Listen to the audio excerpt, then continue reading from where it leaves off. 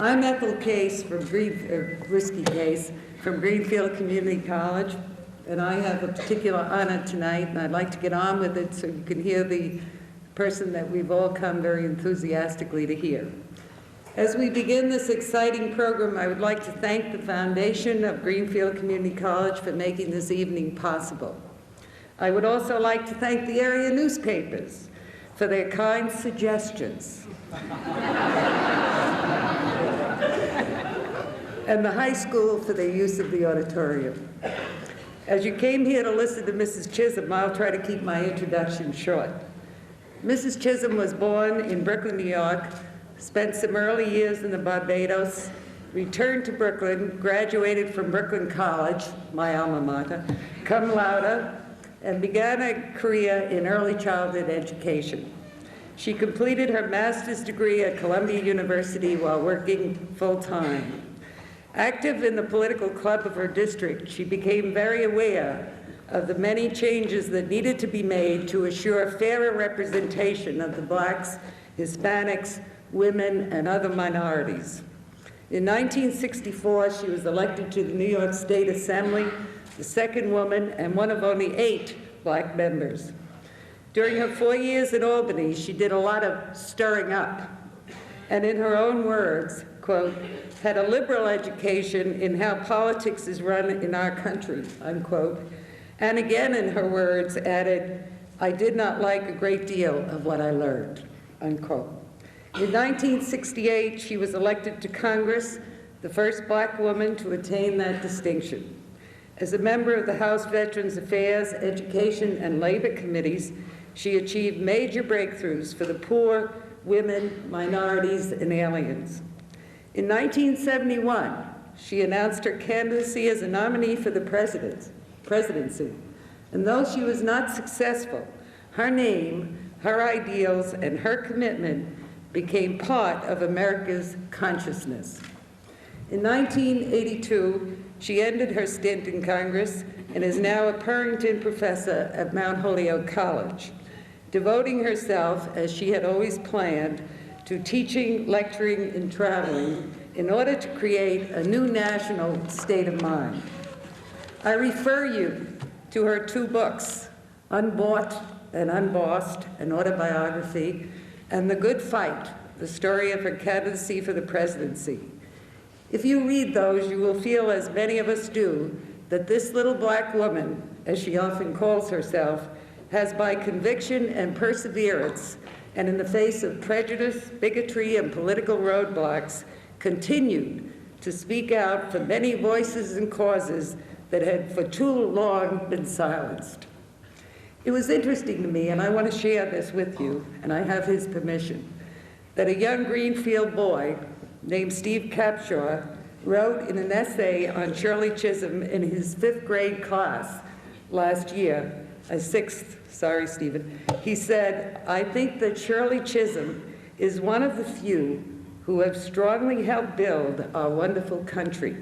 She is someone whom her race, sex, and the whole country can look up to. Ladies and gentlemen, it is with great pleasure that I present Mrs. Shirley Chisholm.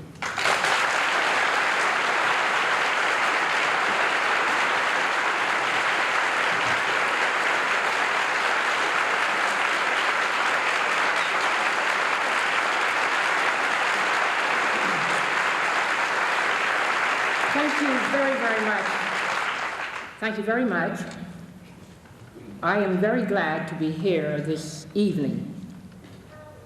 I think it's important that as we look around ourselves in the world today, there's so many complex, complicated problems. And the time has come that somehow we must be able to utilize our creative energies in a positive manner and work together for the amelioration of the human condition.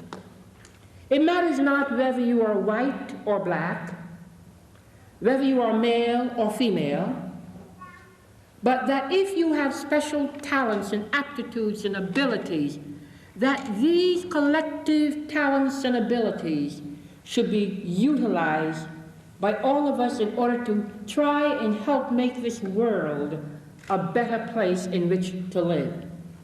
And I'm here tonight to speak specifically about women and blacks, a coalition. I want to begin by reading to you the words of another famous woman of Massachusetts, Abigail Adams, the wife of the second President of the United States of America. In a letter to her husband at the Continental Congress back in the 18th century, she counseled the future President of the United States, and this is what she said thusly.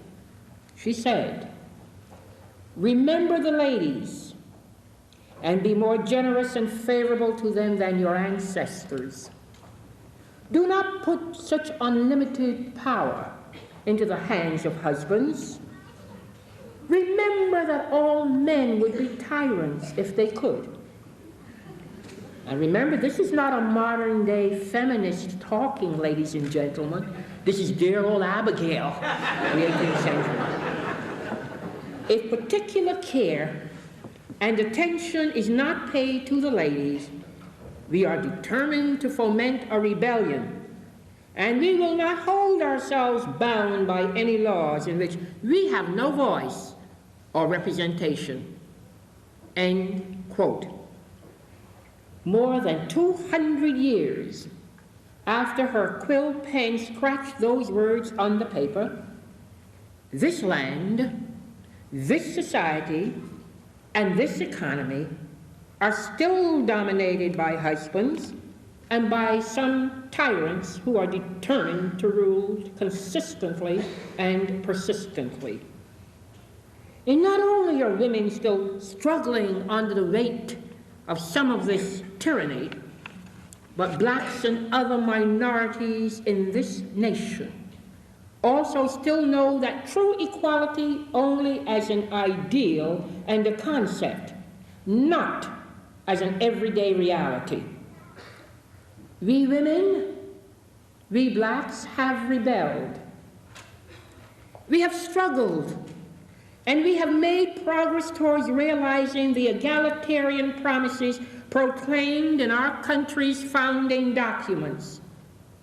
And even earlier than the civil rights movement, and even before the feminist movement, blacks and women in this country had been marching and boycotting and lobbying and pamphleting for the basic rights of citizenship. You must remember that when the Constitution was written, that women were regarded as property, and that blacks were only regarded as 3/5 of a person. So one could understand how it is that blacks and women are still struggling to gain equitability of opportunity across the board in jobs, in education, and in training. There is no particular test as yet that indicates that man has a superiority of gray cranial matter over women. They're stupid men and they're stupid women. They're brilliant men and they are brilliant women. And our country needs the collective talents of the genus Homo sapiens who have talent, of whom some are men and some are women, in order to be able to better the conditions for all of us. We blacks and we women, we did over time wring some important concessions from the males in power. And through the years, we have risen from the horizontal closer to the vertical. But we women and we blacks did it separately. We did it as blacks, or we did it as women.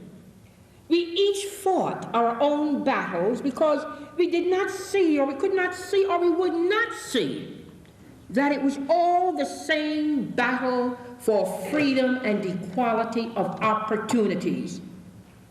We have been marching down different sides of the same street, whether or not you recognize it.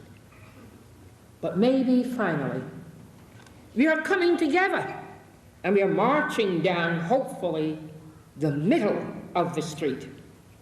On Saturday, August 27th, we walked together down an important street. That street was Constitution Avenue in Washington, D.C.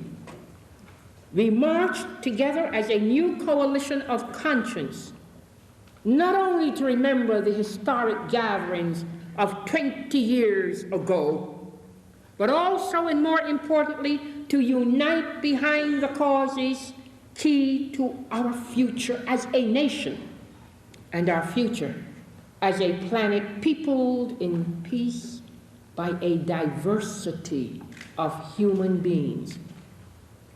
The United States of America is a multifaceted, variegated nation. People, your ancestors, came to these shores from other countries across the Atlantic years ago, fleeing from economic, political, and/or religious persecution, because they heard of a place called America, the land of the free and the home of the brave.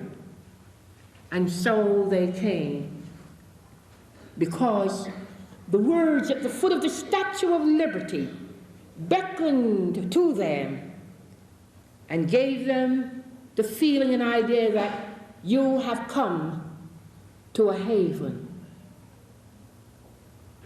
But black people also came. But black people came for predestined roles in America.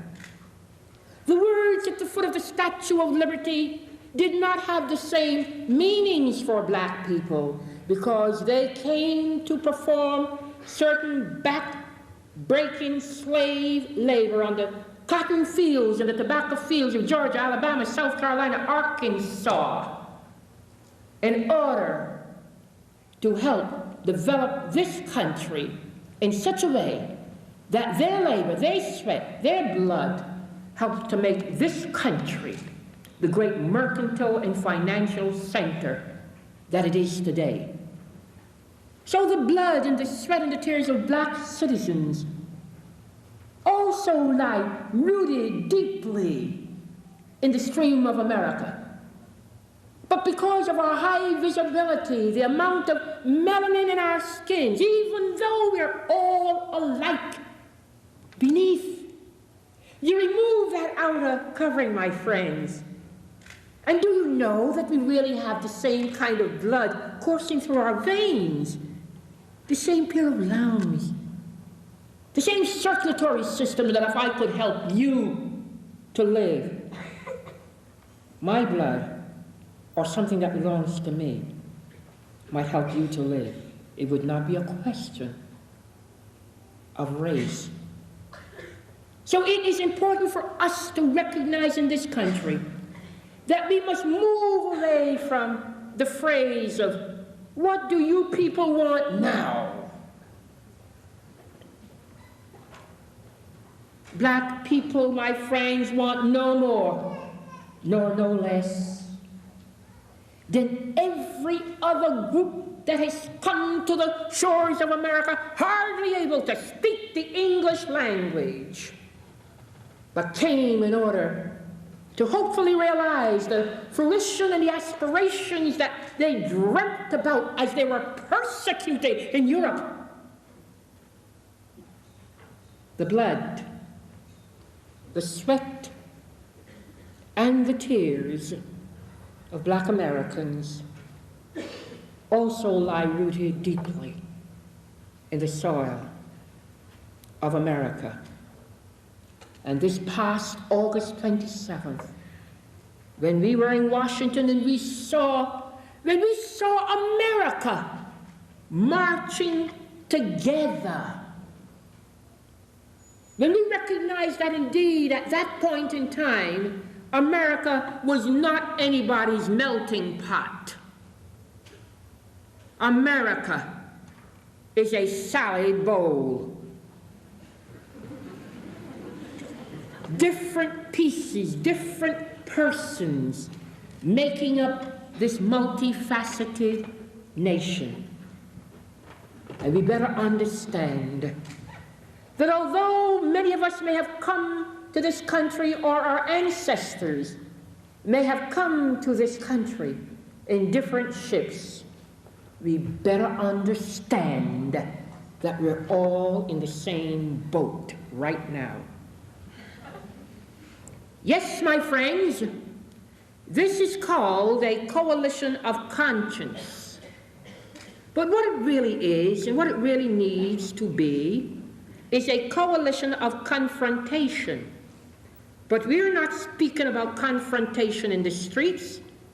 Our confrontation is against the policies and the philosophies and the personalities of the Reagan administration.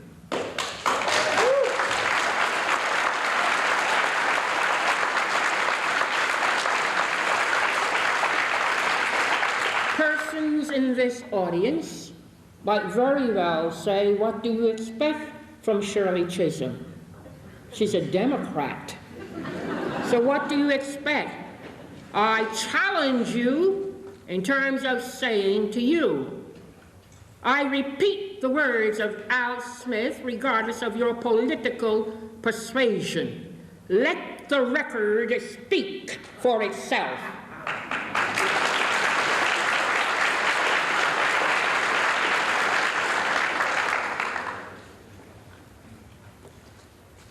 Not since 50 years ago in the United States of America have we found a situation in America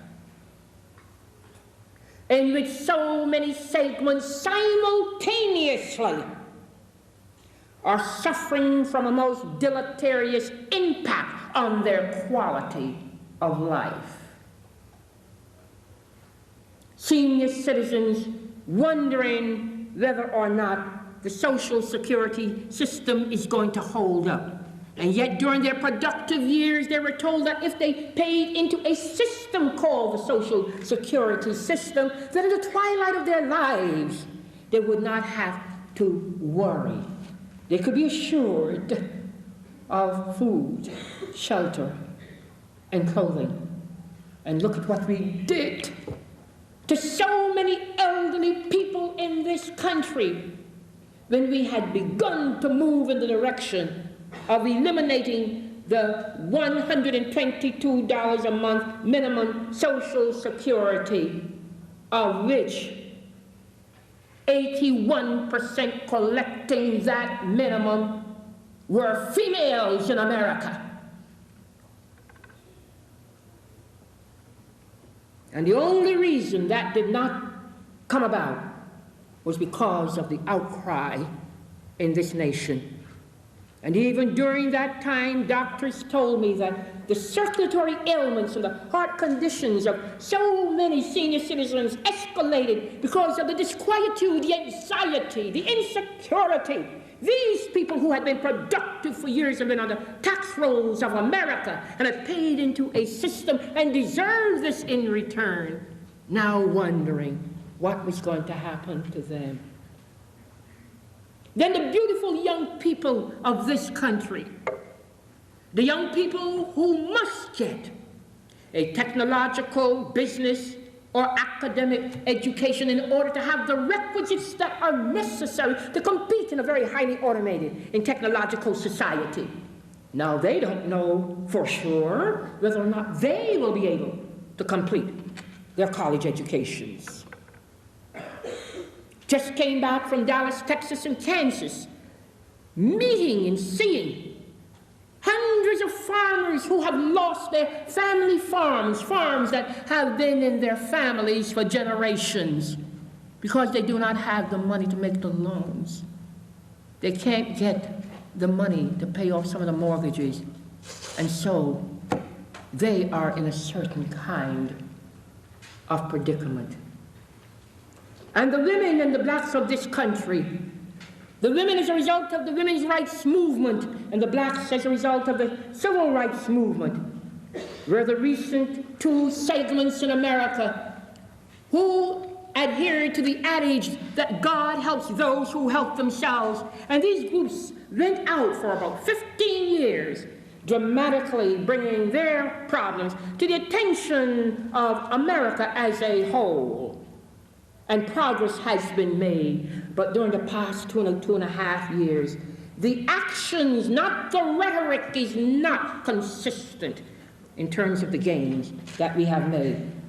So as Al Smith said, the record speaks for itself. Farmers, women, blacks, youth, everybody is suffering in some way from something that is called Reaganomics. Our confrontation must be against an old-time vision of America. Our confrontation must be against blacks in the cotton and tobacco fields. Our confrontation must be against women in the kitchen. Our confrontation must be against blacks at the back door and women at the bedroom door. Those bad old days are dead.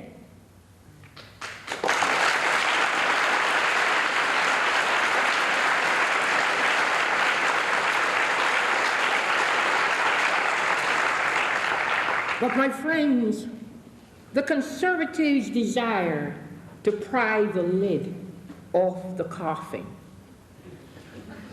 And so our confrontation then must be against the grave robbers. Our coalition has got to keep the lid nailed down tight and the wheels of progress churning and rolling once again. Or our coalition still has miles to go.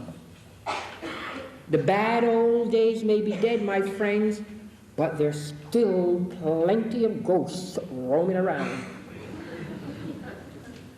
And as I've said to you, true equality is still not an everyday reality for the blacks and for the women of America. In the slippery uphill climb to equality, many of us right now have lost our grip, and we are sliding back down. It is poor women, it is poor blacks who fill the tenements of this nation and the housing projects of urban poverty. It is poor women and poor blacks trying to get by in the old houses and the shacks and the trailers of rural poverty right across the Appalachian hinterlands. If you go into Appalachia, you wouldn't believe that you are in a place called the United States of America, the richest country on the face of this earth. And it is poor women and poor blacks and their families that are now reeling from 2.5 years of President Reagan's regulatory and fiscal karate chops.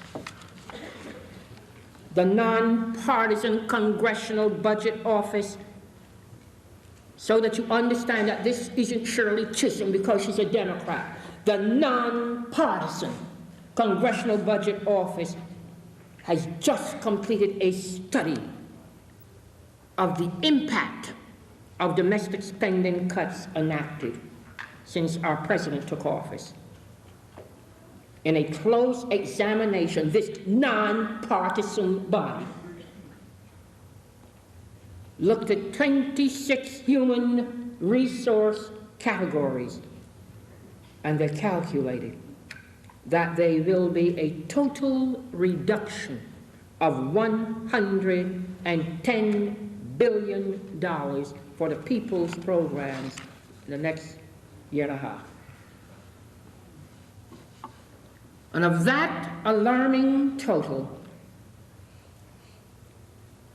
$26 billion is in retirement programs. I hope many of you recognize that someday you're going to get old. And where are you going to be? $18.5 billion is in the health programs of this nation. And $25 billion is in the employment and training programs. Nobody is saying that we must continue to spend ad infinitum. You hear about inflation, you've got to do something to bring inflation down, and that the Democrats were the big spenders, and all of these shibboleths and all of these things you hear. There is no question about that the President of the United States has a responsibility to make sure that we don't constantly spend, so that our children's children will be bequeathed the legacy of having to pay off this fantastic debt. We recognize this. But we do not seem to realize that it doesn't make sense that in a period of 9 weeks our beloved president can come across the television tube and say to us that we will have to spend approximately $1 trillion by the beginning of 1985 for the military and the defense of this nation in a peacetime economy. God help us if we go to war next week or next month, and we may very well be going into war in Central America, and maybe in a sense the American people will begin to wake up, because in this century Americans have not been able to know what it really means. The wars have been fought thousands of miles away from our shores. And the president said he's acting thusly because he has a mandate. What kind of mandate does one speak of when only 27% of the 52% of the American people who went to the polls in November 1980 voted for our president? But I don't blame our president at all. I really don't. And the reason I don't blame our president is because America has gone to sleep. We are a bunch of Rip Van Winkles, quiescent. Everybody's quiet, only wringing their hands and wondering what's going to happen to us in the future. Where is our energy? Where is our spirit? In the 60s and the 70s in this country, the people rallied, the people moved. This country is the only country on the face of the planet called Earth where people can redress their grievances without any real fear of repercussions. And we have instrumentalities and mechanisms for us to act thusly. And when the people in Washington, D.C. didn't seem to be able to put an end to the Vietnam War, where we had already lost 55,000 of the cream of the crop of this nation, you marched. The people in this country came to Washington, D.C. by the thousands, and they said to us in Washington, enough is enough. And within a few weeks, we heard you. That war was brought to a close. Of the civil rights movement, if we did not have the marches and the sit-ins and the wait-ins, and people, just American people, moving together and marching, do you think we would have gotten the legislation pertaining to the Voting Rights Act and all of the civil rights legislation that has helped to give blacks the feeling and the idea that perhaps they too will be a part of this American dream that everybody talks about trippingly off the tongue? People, we have it within our grasp. We have it within our grip. We have it. We can turn things around in this country, but we've got to get out of our quiescence. We've got to become re-energized, revitalized, rejuvenated. We've got to once again move in the direction of saying that this indeed is a government of the people, all of us in this room, and a government by the people. and I'm a government for the people. But it is certainly not going to be a government of and by and for the people in reality unless we, the citizens of this realm, become angry enough to rise up in righteous indignation and say, we have to move in another kind of direction. The millions of dollars that I have witnessed since I was in the Congress for 14 years, spent in weaponry systems that were obsolescent before they came off the belt. Money that could be used for our education of our children in this country. Money that can be used to give those poor white kids in the hinterlands at least 2 glasses of milk a day. What madness are we on? Why are we so quiet? That is the rhetorical question I leave with thee. The Congressional Budget Nonpartisan Group also found that 3 million school children were dropped from the school lunch program. 700,000 fewer students obtained guaranteed student loans. Let the record speak for itself. But also, at a time when conservative forces oppress us with their outdated and their repressive views, women and blacks are becoming a political MX, capable in 1984, if we desire to do so, of blasting the conservative minority back where they belong, to the fringes of our political system. Women already outnumber men.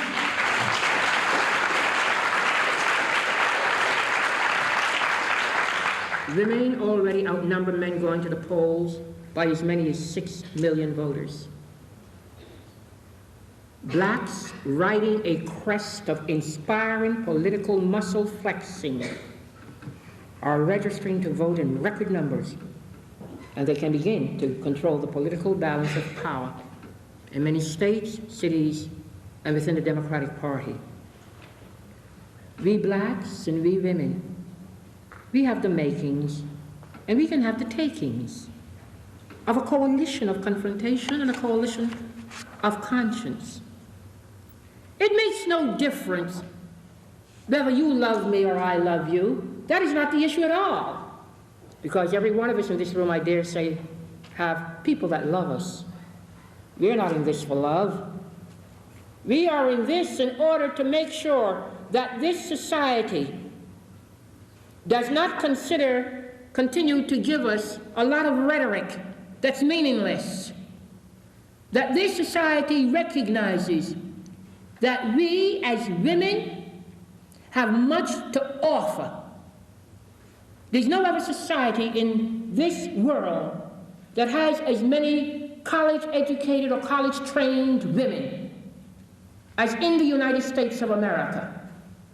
And when I go to the United Nations and see my beautiful sisters from Asia and Europe in high-level positions running things, and they say, Shirley, we don't understand. American women are ahead of us. Your country's more advanced, and yet, what do you all do? You don't do anything. That is the challenge.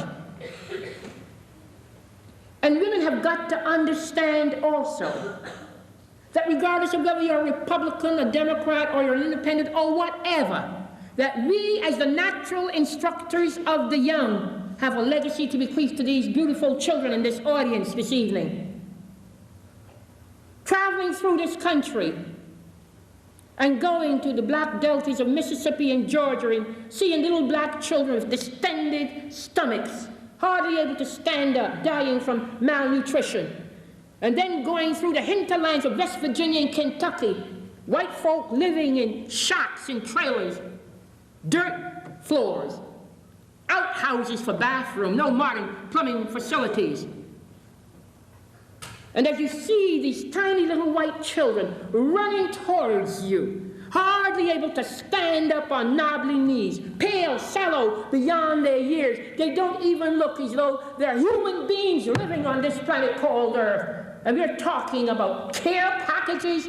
America, look at our own children. Look and see what is happening. You could never be the same person you are if you travel this country with me and come back here and sit in this auditorium in Greenfield tonight and not feel a stirring of some kind in your soul. These children are our future.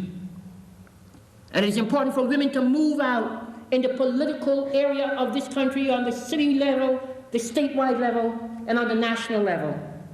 Not because we hate men, as people sometimes want to say. It's not a question of hating men at all. It is a question of recognizing that in the term of human events and the course of circumstances in this nation, that unless women who are the natural instructors of the young have the opportunity to sit in these legislative bodies and speak about the child care centers, speak about the importance of a child having 3 glasses of milk a day, speak about the fact that it is necessary for children in Appalachia and in the South to get that hot lunch because it perhaps is the only meal that they can get. Speak about the fact that there's a need for daycare centers, not because of some socialistic concept, as some of these Neanderthal gentlemen talk about when they stand in the well of the House of Representatives. The fact is that 60% of the American women today are working. Women who have children between the ages of 5 and 15. And they're not working in order to acquire some kind of luxuries. They're working because many of them are the sole parent in the household. They're working because in so many instances the husbands and the fathers are not earning enough money in order to take care of the basic necessities of life, food, shelter, and clothing.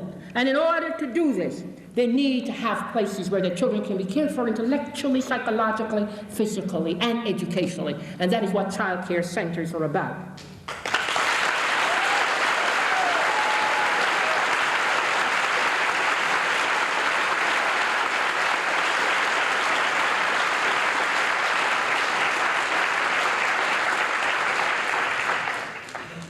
The gentlemen are fine, but you see, advocates for children, advocates for the daycare centers, flexi time. Thank God we finally got that in, flexi time, where we can really get to the point where a woman can work 4 or 5 hours a day. If her husband has an evening job, the woman can go out in the morning, she can work for 4 hours because hubby would be there to take care of the kids, and by the time she gets back, he can go to work and it can have more income, and yet the kids can be cared for. Boy, you should have heard the debate on the floor when we talked about flexi time.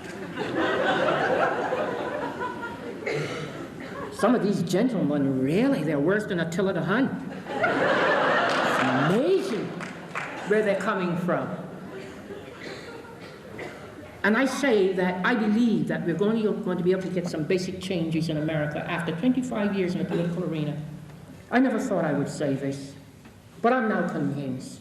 I'm convinced now. Nobody can change me. I'm convinced that we're not going to have some of the changes that are necessary in America, the changes that have to do with the conservation and preservation of the most important resources a nation ever has, and that is its children, that we're not going to be able to have that until women are in positions of decision-making and administrative power in the political councils of this great nation. I truly believe that.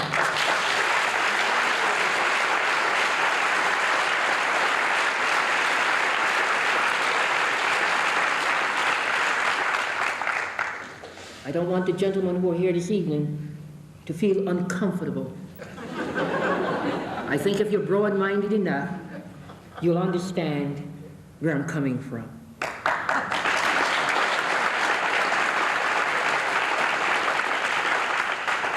Finally, my friends, I do want to say to you, look, together, we can march down the center of America's avenues. You don't have to have the blacks way on that side, and the women way on that side, and we're walking down on different sides of the avenue, eyeing each other, suspicious, mistrustful, distrustful. Because there's some commonalities, in spite of the fact that there are reasons why both groups distrust each other. There are some commonalities pertaining to these two segments as contrasted to white males. We have been the underdogs in a sense. We have never really gotten the full ability in terms of carrying out the espousal of equalitarian principles in this land. And if we are matured enough, and I'm not talking about chronological age at all, but if we're matured enough psychologically and socially, we can form the most formidable coalition in this country, blacks and women. Believe me, we can. And we will change things. Believe me, I know it. But because of the inherent racism in the bloodstream of America, that gets in the way. And so we'll both have to continue to suffer. Blacks can't do it alone in this country. And women, believe it or not, can't do it alone in this country. And the power structure knows it. But the power structure also knows that blacks and women probably will not get together for historical reasons, prejudicial reasons, or what have you. And so we're out there, each doing our own little thing, never realizing that the power structure is afraid that the day might come in America when these two segments get together. And once these two segments ever get together in America, hallelujah, a kind of freedom will be emanating in this country in a way that you wouldn't recognize it. But that's the challenge to you, not to me. All I'm going to say in conclusion is this. Too late now for us to go back to the cotton fields and back to the kitchens. We've come too far. I remember when I got started about some 21 years ago in the women's movement, a lot of women in this country, black and white, thought I was crazy. Particularly a lot of black and minority women couldn't understand Shirley Chisholm linking up with white women for the women's movement. Change doesn't come about by masses. Change comes about by capitalists who dare. Change comes about by those who put their neck on the chopping block and hopefully are able to withstand the insults, the giggles, the snickers, the laughter. I know I've met so many women, very conservative white women, who do not understand me, nor do I expect them to understand me. Who can't understand what are you belly aching about, in a sense. And I've had to tell them in no uncertain terms, let me tell you something. You don't have to be a part of the women's movement or any movement. You're now making $35,000 a year as a vice president of a corporation. I sent to some very conservative women executives in this country that I addressed recently. More of them in that room were making $30,000 to $80,000 a year. Smug as they could be. And just didn't understand what women are, why we're fighting, what have you.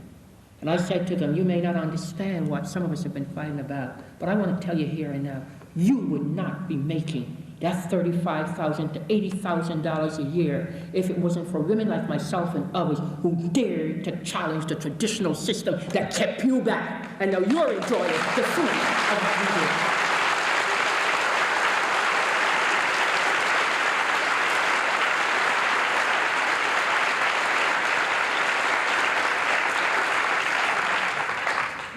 My sisters, black and white,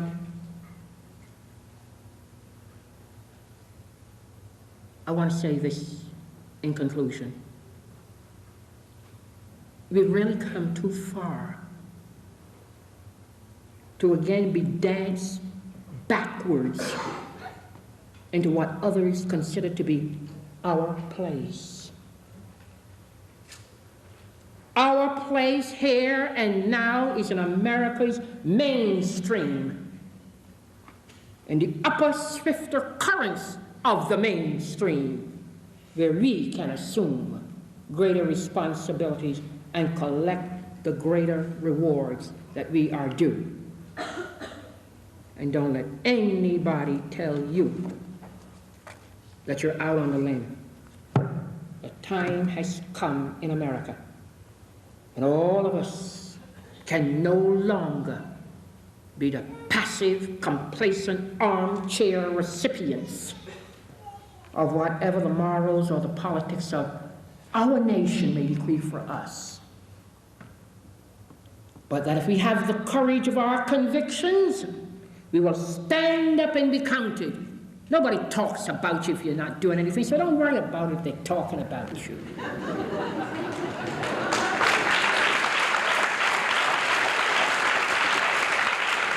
Forget conventionalisms. Forget what the world will say, whether you're in your place or out of your place. You do your thing, looking only to God, whoever your God is, and to your conscience for approval. And together we will march, and you know something, if we are able to do that, together we will overcome. Thank you.